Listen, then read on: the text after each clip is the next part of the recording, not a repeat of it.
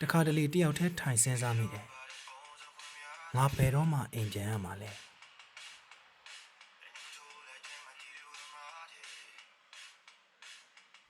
ကိုချစ်တဲ့မိသားစုကိုမျက်နှိုးရတဲ့ချစ်သူပြီးတော့အတူတူရေမောခဲ့ကြတဲ့တငယ်ချင်းတွေနဲ့ရော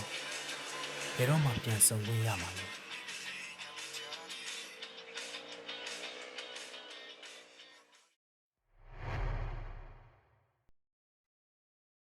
ငါတို့လူငယ်တွေကဘာတွေဖြစ်နေတာလဲလို့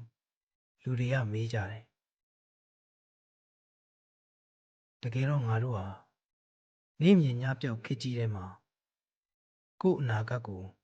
ကိုယ်တိုင်ထွန်းထုနေကြရတဲ့သူတွေပါမနှက်ပံဘာဖြစ်မယ်မှန်းမသိတဲ့လောကကြီးမှာအိမ်ကိုလွမ်းတဲ့စိတ်တစ်ခုတည်းနဲ့ပဲအားတင်းထားရတယ်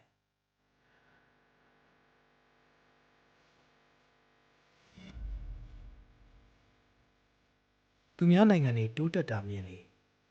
ကို့နိုင်ငံကိုဟိုလွမ်းလေပဲငါတို့နိုင်ငံလေးရောဘယ်တော့မှအေးချမ်းပါလေငါလိုပဲ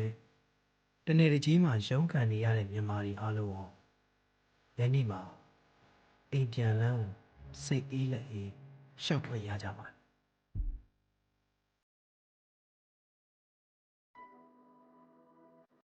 ပြည်ပရောက်နေတဲ့မြန်မာတွေကို့နိုင်ငံကို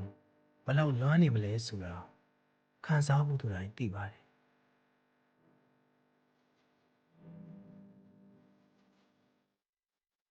ဒါပေမဲ့ဒီလွမ်းနေရပဲငါတို့ပိုတန်ပါစေတယ်အိမ်ပြန်ချိန်ကဝေးနေသေးပေမဲ့ငါတို့ပြန်ဆုံကြတဲ့နေ့မှာအောင်မြင်မှုတွေအပြုံးတွေနဲ့ပြန်ဆုံနိုင်မှုအခုတည်းကစူးစမ်းထားကြရအောင်